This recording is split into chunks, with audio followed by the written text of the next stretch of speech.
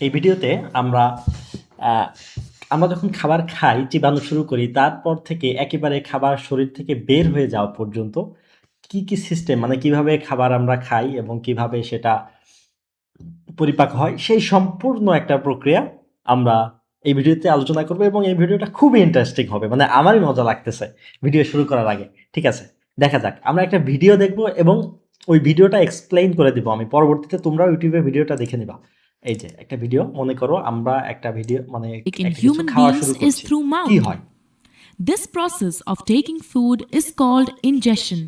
এই যে প্রথম Chew- কি করতেছে, কি করি আমরা, মুখে নিয়ে খাবারটা মুখে নিয়ে চিবানো শুরু করলি। চিবাইলে কি হয়, এই Chewing দেখো food is দুই very পাশ দিয়ে necessary for proper digestion as digestion process starts in the mouth যে itself. What happens during chewing? দুই পাশ দিয়ে The ইয়ে large আসতেছে, pieces of food we eat are ওই যে লালা mechanically গ্রন্থি broken থেকে লালা down into আসতেছে। small pieces. Teeth helps us in doing so. Action of saliva on food. Secreted from salivary এখন কি হয় জিনিসটা আগে বুঝে নাও।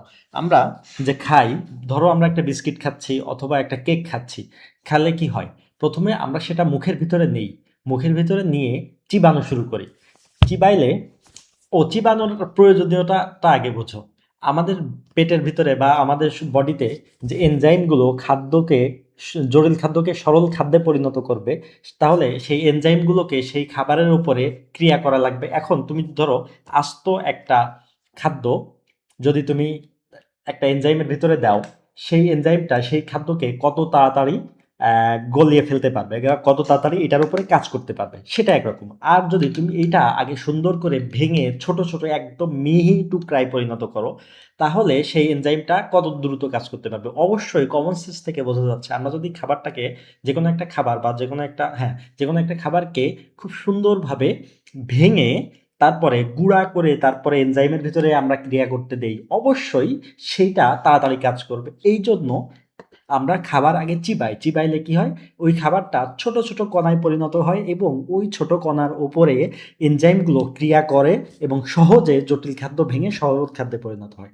সেইটা হচ্ছে, glands তাহলে মুখে কি হয়, মুখে এক নম্বরে লালা গ্রন্থি থেকে লালা আসে এবং ওই লালা থেকে যে পানিটা আছে ওইটা খাদ্যকে নরম করে এবং আমরা যখন চিবাই খাদ্যটা ভেঙে ছোট ছোট টুকরায় পরিণত হয়। এবং হ্যাঁ, এবার আমরা একদম লাস্টে আমি বলবো যে কোথায় কোন ধরনের খাদ্যের পরিপাক হয়, কারণ আমার ওই ভিডিওতে তোমরা দেখে এসেছো খাদ্য মূলত 3 প্রকার। কার্বোহাইড্রেট মানে যে খাদ্যের ডাইজেশন প্রয়োজন বা পরিপাক প্রয়োজন 3 প্রকারের, হয় কার্বোহাইড্রেট হবে, নাই প্রোটিন হবে, নাই লিপিড হবে।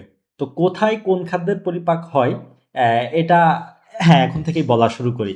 মুখে এই 3 প্রকারের খাদ্যের ভিতরে শুধুমাত্র কার্বোহাইড্রেট বা শর্করা জাতীয় যে খাদ্যটা আছে, এই খাদ্যটা পরিপাক হয়, রাসায়নিক পরিপাক হয়। অর্থাৎ কার্বোহাইড্রেট বা শর্করা পরিপাককারী কিছু পরিমাণে এনজাইম, অল্প কিছু পরিমাণে এনজাইম মুখেই থাকে। আর প্রোটিন বা লিপিড, এই দুইটা মানে আমি হচ্ছে কথা বলতে একটু বাজছে কেন, আমার হচ্ছে ইংলিশ পড়া বা ইংলিশে বলা অভ্যাস, তো কার্বোহাইড্রেট, প্রোটিন, লিপিড, আমার হচ্ছে আবার কার্বোহাইড্রেট হয়ে যাচ্ছে, শর্করা, স্নেহ, আমিষ, এইগুলো বলা আমার অভ্যাস না থাকার কারণে হচ্ছে আমি একটু চিন্তা করে করে কথাটা বলতে হচ্ছে, না হলে হচ্ছে কার্বোহাইড্রেট, প্রোটিন, লিপিড এসব বের হয়ে যাচ্ছে মুখ থেকে। যাই হোক, তোমাদের যাতে একটু সুবিধা হয় আমি বাংলায় বলার চেষ্টা করছি। তাহলে মুখে শুধুমাত্র শর্করা পরিপাককারী কিছু এনজাইম থাকে, আমিষ পরিপাককারী বা স্নেহ পরিপাককারী কোনো এনজাইম মুখে থাকে না, যে কারণে মুখে আমরা শুধুমাত্র খাদ্যটা ভাঙি এবং শর্করা পরিপাককারী কিছু এনজাইম থাকার কারণে মুখে হালকা পরিমাণে শর্করা পরিপাক হয়, সম্পূর্ণ পরিপাক হয় না, সম্পূর্ণ পরিপাক আরও পরে গিয়ে হয়। তারপরে located on দেখি the কি হয়। lower jaw, আমরা যখন large খাবার in the মোটামুটি চিবানো শেষ হয় তখন আমরা সেটা গিলে taste ফেলি। of the buccal cavity. It is free at the যখন front and moves in এটা আমরা all গিলে directions ফেলি and have তখন esophagus and prevents এই যে entry behind the tongue আমরা যখন esophagus. গিলি তখন এই The খাবারটা epiglottis, এখান which দিয়ে is a এসে নিচের flap-like দিকে আস্তে structure আস্তে behind the আসতে tongue, থাকে, এসে directs the এই food যে into the সেই খাদ্য esophagus নালী দিয়ে and prevents খাবারটা নিচে entry নেমে into the larynx.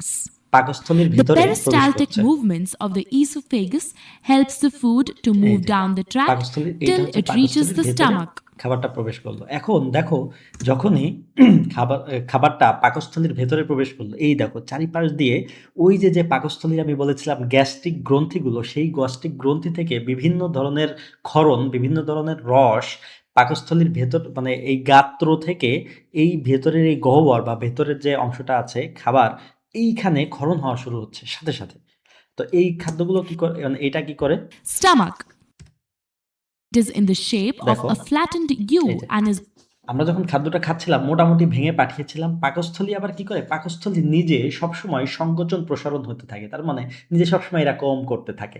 যেহেতু সবসময় এরকম এরকম এরকম করতে থাকে, সেহেতু আমরা যে খাবার মোটামুটি খাই, মোটামুটি চিবায় খেয়ে ফেলি, ওইটা তো একদম মিহি করে খেয়ে ফেলি না, মানে মিহি করি না দাঁত দিয়ে। তাহলে সেটা কি করি, আমরা মোটামুটি চিবায় পাকস্থলীতে দিই, আবার আরও যতটুকু ভাঙার প্রয়োজন আছে ওই পাকস্থলী সেটা এরকম সংকোচন প্রসারণ হইতে হইতে ওই খাবারটা আরো মিহি এবং গুঁড়া করে ফেলে। তাইলে পাকস্থলীতে যখন খাবারটা মিহি এবং গুঁড়া হয়ে গেল আর চারিপাশ দিয়ে যখন পাকস্থলীর বিভিন্ন ক্ষরণ এসে খাবারের সাথে লাগতেছে, তখন ওই খাবারটা যেমন ভেঙে ছোট ছোট টুকরা টুকরা হয়ে গেছে, ওই ছোট টুকরার ওপরে এনজাইমগুলো ক্রিয়া করে ওই খাবারকে জটিল খাবারকে ভেঙে সরল খাবারে পরিণত করে। the এই যে সে widest বিষয়টা part in এখানে the alimentary দেখাচ্ছে। canal. The food that enters জিনিসটা the খেয়াল করো। stomach is churned and mixes with the mucus. Stomach, food, juice, হ্যাঁ, এখন food পাকস্থলীর from ভেতরে কি কি থাকে সেটা একটুখানি বলে দেই। পাকস্থলীর ভেতরে হচ্ছে বেশিরভাগ থাকে হচ্ছে অ্যাসিড। পাকস্থলীর ভেতরের পরিবেশটা প্রচুর পরিমাণ, তোমরা মোটামুটি অ্যাসিড বেস সম্পর্কে জানো। পাকস্থলীর ভেতরের পরিস্থিতিটা খুবই অ্যাসিডিক পরিস্থিতি। যে কারণে যখন আমরা খাবার খাই, সেই অ্যাসিডের কারণে খাবারে যদি কোনো প্রকারের ব্যাকটেরিয়া থাকে, সেই ব্যাকটেরিয়াগুলো মারা যায় এবং বিশেষ করে প্রোটিন পরিপাক করার জন্য, প্রোটিন বলতে হচ্ছে আমিষ পরিপাক করার জন্য এই যে ব্যাকটেরিয়া, মানে ব্যাকটেরিয়া না, এই যে অ্যাসিডটা, এই অ্যাসিডটা খুবই গুরুত্বপূর্ণ ভূমিকা পালন করে এবং এই অ্যাসিডের কারণেই মূলত এই আমরা আমিষ খাই, এই আমিষটা পরিপাক হয়। তাহলে আমরা মুখে যেমন দেখেছিলাম শুধুমাত্র শর্করা পরিপাককারী এনজাইম আছে, পাকস্থলীতে শুধুমাত্র প্রোটিন পরিপাককারী এনজাইম আছে। স্নেহ পরিপাককারী এনজাইম পাকস্থলীতে একটা মাত্র স্নেহ পরিপাককারী এনজাইম আছে, সেটা তোমাদের বইতে নাই, লাগবে না। সুতরাং তোমরা মনে রাখো মুখে শুধুমাত্র কার্বোহাইড্রেট বা শর্করার পরিপাক হয়, আর পাকস্থলীতে পরিপাক হয় কিসের, প্রোটিনের পরিপাক, প্রোটিন বলতে আমিষের পরিপাক হয়। আর পাকস্থলীতে আর দুইটা খাদ্যের পরিপাক হয় না। আর এইখানে আরেকটা জিনিস একটুখানি তোমরা জেনে রাখো, সেটা হলো যান্ত্রিক পরিপাক আর রাসায়নিক পরিপাক। আমরা যে খাবার সময় চিবাচ্ছি, চিবিয়ে খাদ্যটাকে যে ভাঙছি, এইটা আর পাকস্থলীর ভিতরে মোটামুটি ভাঙা খাদ্য এসে যে আরো এরকম সংকোচন প্রসারণের মাধ্যমে আরো যে ভেঙে একদম গুঁড়া হয়ে যাচ্ছে খাদ্যটা, মিহি হয়ে যাচ্ছে, এই যে ব্যাপারটা, এই ব্যাপারটা হলো যান্ত্রিক পরিপাক বা যন্ত্র দিয়ে আমরা যে কাজগুলো করতে পারি। ধরো একটা মেশিনের ভেতরে আমরা চাল দিই, আমরা গম দিই, দিলে কি হয়, একদম মেশিন সেটাকে পিষে আটা বানিয়ে ফেলে। এই যে ব্যাপারটা মেশিন দিয়ে যে ব্যাপারগুলো ঘটে, এই জন্য এটাকে বলতেছে যন্ত্র দিয়ে যে ব্যাপারগুলো ঘটানো যায়, এটা হচ্ছে যান্ত্রিক পরিপাক বা খাদ্য ভেঙে ছোট ছোট টুকরায় পরিণত করা, এটা হচ্ছে যান্ত্রিক পরিপাক। আর সেই ছোট ছোট টুকরার উপরে এনজাইমগুলো ক্রিয়া করে সরল, মানে জটিল খাদ্য যে ভেঙে সরলে পরিণত হচ্ছে, এইটা হচ্ছে রাসায়নিক পরিপাক। তো পরিপাক মূলত দুই ধরনের, একটা হচ্ছে যান্ত্রিক পরিপাক আর একটা রাসায়নিক পরিপাক। যান্ত্রিক পরিপাকটা কেন দরকার হয়, কারণ আমি একটু আগে উদাহরণ দিয়েছিলাম, এটা যখন ভাঙবা তুমি, তখন এর উপরে রাসায়নিক যে কেমিক্যালগুলো বা যে এনজাইমগুলো দ্রুত কাজ করতে পারবে।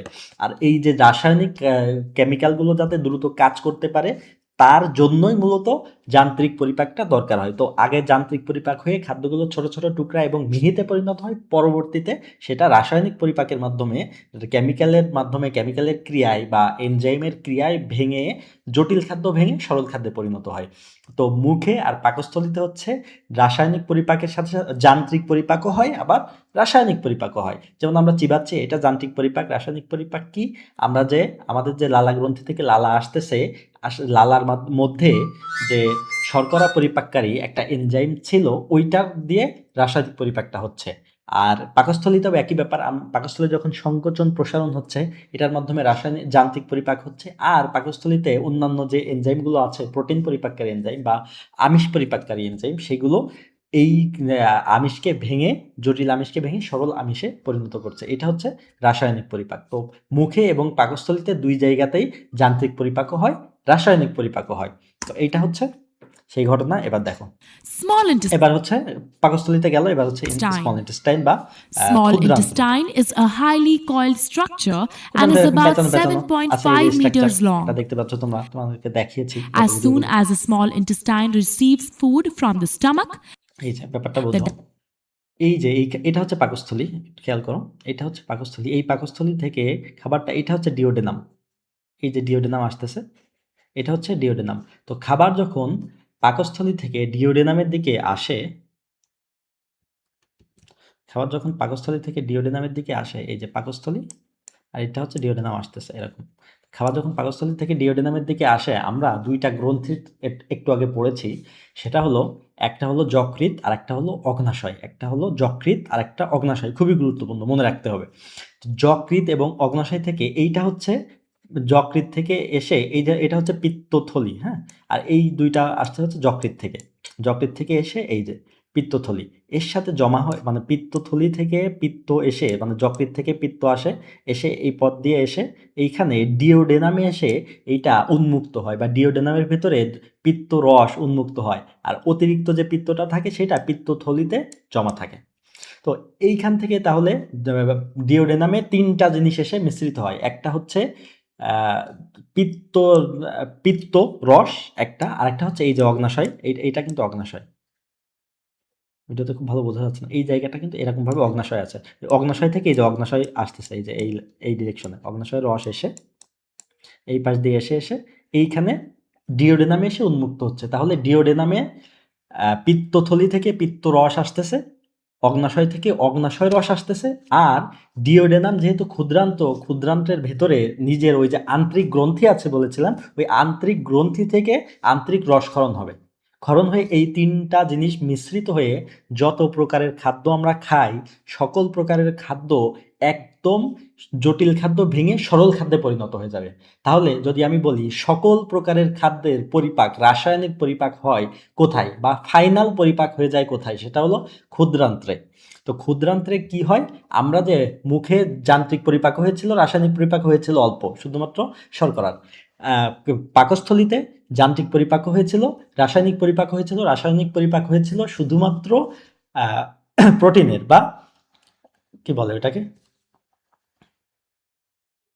মাংস যেটা আমরা খাই, প্রোটিনের বাংলা হচ্ছে কার্বোহাইড্রেট, আমিষ।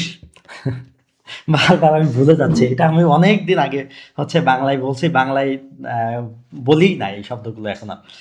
তোমরাও কিছুদিন পরে ইংলিশে বলবা, অসুবিধা নেই। যাই হোক, আমিষ, এই আমিষটার পরিপাক হচ্ছে পাকস্থলীতে।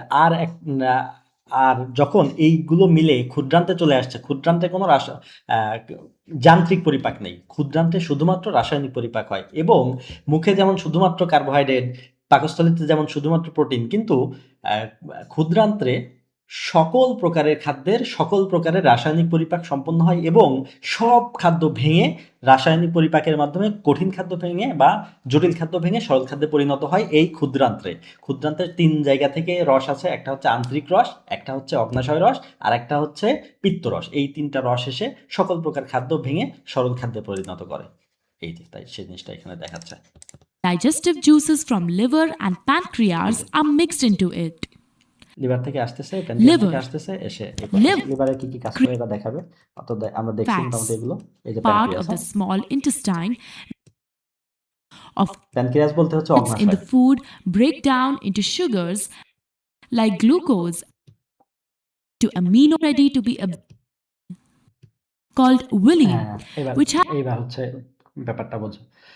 যখন সকল প্রকার খাদ্যের পরিপাক সম্পন্ন হয়ে গেছে, অর্থাৎ জটিল খাদ্য ভেঙে সরল খাদ্য বা দেহে গ্রহণের যোগ্য খাদ্যে পরিণত হয়ে গেছে, তখন বিষয়টা হচ্ছে খাদ্যটা তো শোষণ করতে হবে। এখন শোষণ করার জন্য ক্ষুদ্রান্ত্রের আমি বলেছিলাম ৩টা অংশ। একটা অংশ হচ্ছে ডিওডেনাম, একটা জেজুনাম, একটা ইলিয়াম। এই ৩টার কাজ অনুযায়ী ভাগ করা হয়েছে বলেছিলাম। সেই কাজ এখানে বুঝতে পারবা তোমরা। সেটা হলো ডিওডেনাম যেটা সেইটা হচ্ছে সকল কিছু ক্ষরণ করে, অর্থাৎ ডিওডেনামে যে আন্তরিক রস এটা বেশিরভাগই ডিওডেনাম থেকে ক্ষরণ হয়। তারপরে পাকস্থ মানে পিত্ত রস যেটা আসতেছে এইটাও ডিওডেনামে ক্ষরণ হয়। অগ্নাশয় রস যেটা আসতেছে এইটা ক্ষরণ হয় কোথায়? ডিওডেনামে। সুতরাং ক্ষরণের সাথে জড়িত হচ্ছে ডিওডেনাম। এইবার আসতেছে হচ্ছে পরিপাকের জন্য যে খাদ্যগুলো ভাঙতে হবে,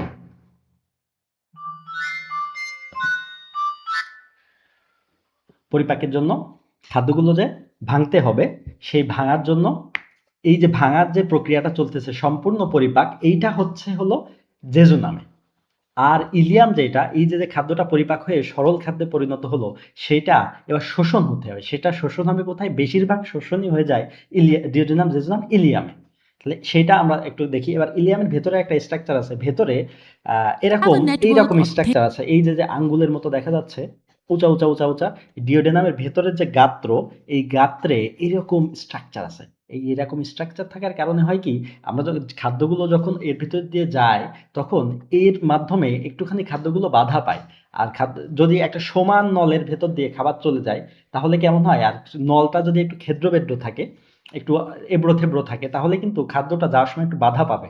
আর খাদ্যটা বাধা না পেলে কিন্তু শোষণ হবে না। খাদ্যটা চলে যাচ্ছে মাঝখান দিয়ে, কোনো খাদ্য শোষণ হচ্ছে না, তাইলে তো হলো না। আমরা এত কষ্ট করে পরিপাক করলাম, সেই খাদ্য যদি সব বের হয়ে যায়, তাহলে তো সমস্যা। তাহলে এই ধরনের স্ট্রাকচার আছে, এটা আমরা আরেকটু ডিটেলস পড়বো সামনে। তো এই ধরনের স্ট্রাকচারের কারণে হয় কি, এটা হচ্ছে ডিওডেনামের মানে ক্ষুদ্রান্তের প্রাচীরে এরকম থাকে ভেতরের পাশে। যে কারণে খাদ্যগুলো যখন এর ভিতর দিয়ে পাস হওয়ার সময় খাদ্যগুলো প্রচুর পরিমাণ খুবই হইতে পারে। খাদ্যগুলো এর সংস্পর্শে যখন আসে, তখন এটা শোষণ হইতে সুবিধা হয়। তাহলে আমরা খাদ্যের পরিপাক বুঝলাম, খাদ্যের শোষণও হয়ে যাচ্ছে blood এর ভিতরে। vessels close to the surface. Small intestine পার হতে অর্থাৎ ক্ষুদ্রান্ত পার হইতে The villus increases the surface area of absorption and এই যে absorbs কি হয়, এখান থেকে এই যে খাদ্যগুলো যাচ্ছে, এই যে এগুলো হচ্ছে খাদ্যের অংশ, টুকরা ছোট ছোট, মানে এটা হচ্ছে সরল খাদ্য। সরল খাদ্য যখন এই পাশ দিয়ে পাস হয়, এই যে পাস হচ্ছে, the দেখো digested এই যে food যখন materials. খাদ্যগুলো যখন পাস হচ্ছে, তখন The substance এইগুলো এই যে রক্তনালী আছে, এই রক্তনালীর ভিতরে ঢুকে যাচ্ছে। মানে আমরা যে খাদ্যটা খাই, এই খাদ্য শোষণ হয়ে কোথায় যায়? এই খাদ্য এই যে অন্ত্র আছে, অন্ত্রের গাত্রে প্রচুর পরিমাণে রক্তনালী এরকম সেকে রয়েছে। তো সেই রক্তনালীগুলো প্যাঁচে প্যাঁচে জালের মতো পেঁচানো আছে। সেই রক্তনালীতে আমরা যে খাদ্যটা খাই, খাদ্য পরিপাক হওয়ার পরে যে সরল যে খাদ্য উৎপন্ন হয়, সেই খাদ্যটা ওই রক্তনালীর ভিতরে প্রবেশ করে। তো কিভাবে প্রবেশ করে এটা পরে, রক্তনালীর ভিতরে যে প্রবেশ করে আর রক্তে যখন খাবারটা পৌঁছায়, রক্ত এবার সারা গায়ে আমাদের যেখানে যেখানে প্রয়োজন সেখানে পৌঁছে যায়। সেই জিনিসটা দেখাচ্ছে thus একটুখানি। absorbed রক্তে are কিভাবে পৌঁছায়, এই transported যে রক্তের through the ভিতরে bloodstream to different ব্লাডে organs গেছে, এই in যে the ব্লাড body. At রক্তনালিকার ভিতরে চলে গেছে খাদ্য। এইটা হচ্ছে খাদ্য কণিকা, সরল খাদ্য। এটা রক্তনালীর ভিতরে প্রবেশ করছে, এবার রক্তনালী সারা দেহে এটা they're পৌঁছে used দেবে। to build এটা অন্য complex পড়াশোনা। substances assimilation.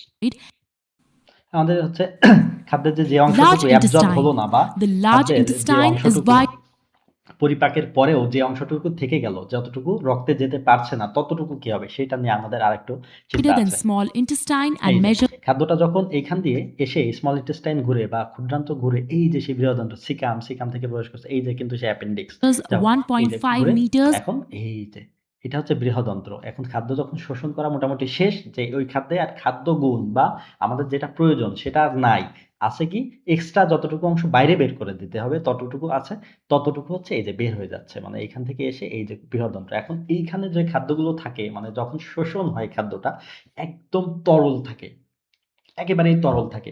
কিন্তু আমরা যখন বাইরে বের হয়ে যাই, যখন মল হিসেবে যখন বাইরে বের হয়ে যায়, মল তো আর সাধারণত একদম তরল থাকে না, মল তো শক্ত হয়। কিভাবে শক্ত হয়?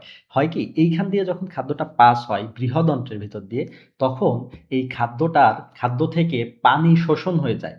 এইখানে মূলত খাদ্য সার যেগুলো থাকে সেগুলো ক্ষুদ্রান্তে শোষণ হয়, আর যেগুলো পানি থাকে বেশিরভাগই শোষণ হয় হচ্ছে বৃহদান্ত্রে।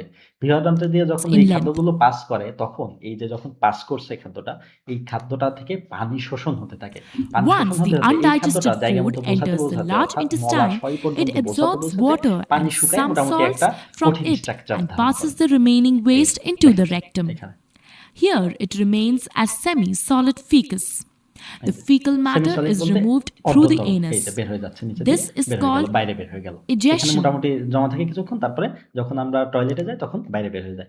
এইটা হচ্ছে সম্পূর্ণ প্রক্রিয়া। তো আমরা একটুখানি প্রথম থেকে একটা রিভাইজ করি। আমরা যখন মুখে খাই, মুখে ২ ধরনের পরিপাক হয়। একটা হচ্ছে যান্ত্রিক পরিপাক, একটা হচ্ছে রাসায়নিক পরিপাক। যান্ত্রিক পরিপাকটা হয় হচ্ছে খাদ্য ভেঙে ছোট, ছোট টুকরায় পরিণত হয়। আর কার্বোহাইড্রেট বা শর্করার জন্য কিছু পরিমাণ এনজাইম মুখে আছে, লালা গ্রন্থিতে আছে।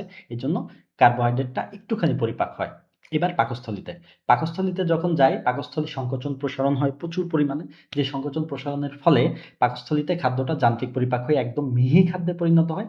তারপরে সেটার উপরে পাকস্থলীর যত প্রকারের ক্ষরণ আছে, অ্যাসিড আছে, তারপরে অন্যান্য এনজাইম আছে, সেগুলো বিশেষ করে প্রোটিন জাতীয় খাদ্য বা আমিষ জাতীয় খাদ্যকে ভেঙে সরল আমিষে পরিণত করে। আর যে ২ টা খাদ্য কার্বোহাইড্রেট এবং লিপিড বা এই ২ টা খাদ্য আর কোনো পরিপাক হয় না পাকস্থলীতে। এবার আসছে ক্ষুদ্রান্ত্রে। ক্ষুদ্রান্ত্রে এসে ক্ষুদ্রান্ত্রে কোনো যান্ত্রিক পরিপাক নেই। ক্ষুদ্রান্ত্রে সকল খাদ্য রাসায়নিক পরিপাক হয়। সকল প্রকারের এনজাইম এবং যা প্রয়োজন ৩ প্রকারের খাদ্য কার্বোহাইড্রেট, প্রোটিন, লিপিড, এই ৩ টা পরিপাকের জন্যই যা প্রয়োজন সবকিছু ক্ষুদ্রান্তে আছে। ক্ষুদ্রান্তে আসার পরে খাদ্যের সম্পূর্ণ পরিপাক হয়। তারপরে পরিপাক হওয়ার পর সেটা ক্ষুদ্রান্তের ভেতর দিয়ে পাস হওয়ার সময় ক্ষুদ্রান্তের ভেতরে গাত্রে প্রাচীরটা একদম মসৃণ না, ওইটা হচ্ছে আঙ্গুলের মতো হচ্ছে কি বলবো, ওটা সুন্দর মানে এমন একটা স্ট্রাকচার, ওইটার ভেতরে অনেক ক্ষেদ্র আছে। এটার কারণে খাদ্যটা, যে খাদ্য সার, সেই সারগুলো সুন্দরভাবে অ্যাবজর্ব হয়ে বা শোষণ হয়ে রক্তনালিকার ভেতরে প্রবেশ করে। আর তখন যেরকম থাকে সেটা হলো তরল, একদম তরল থাকে, পানির মতো তরল থাকে। সেই খাদ্য যখন বৃহদান্ত্রে প্রবেশ করে তখন বৃহদান্ত্র পানি শোষণ করে, পানি শোষণ করে একদম থকথকে যেটা থাকে তরল, সেই তরলটাকে কঠিন বা সেমি সলিড যেটাকে বলে অর্ধ তরলে পরিণত করে, নরম যেটা মল তৈরি হয়। আর সেটা হচ্ছে মলাশয়ে যেয়ে জমা থাকে কিছুক্ষণ পর, মানে নির্দিষ্ট সময় পর যখন ওইটা আ প্রয়োজন হয়, আমরা যখন প্রয়োজন বোধ করি তখন আমরা টয়লেটে গেলে ওইটা বের হয়ে যায়। এইটা হচ্ছে সম্পূর্ণ প্রক্রিয়া। এইটা মোটামুটি বোঝার চেষ্টা করো। আ আশা করি এইটা নিয়ে, এটার অনেক কোয়েশ্চেন আছে। এটার ভিতরে আরো কিছু পড়াশোনা আছে, আরেকটু ভালো করে বোঝানোর আছে। সেইটা আমরা সামনের ভিডিওতে বলার চেষ্টা করব। কিন্তু মোটামুটি পরিপাকটা এইটুক বুঝলেই বিষয়টা তুমি বুঝে গেলে। এখন কোথায় কি হয় আরেকটু যদি পড়ার থাকে সেটা আমরা সামনের ভিডিওগুলোতে দেখব। আজকের ভিডিও এই পর্যন্তই। আশা করি আজকের ভিডিওতে আমরা সম্পূর্ণ বিষয়টা খুব ভালোভাবে বুঝতে পেরেছি। আসসালামু আলাইকুম ওয়া রাহমাতুল্লাহ।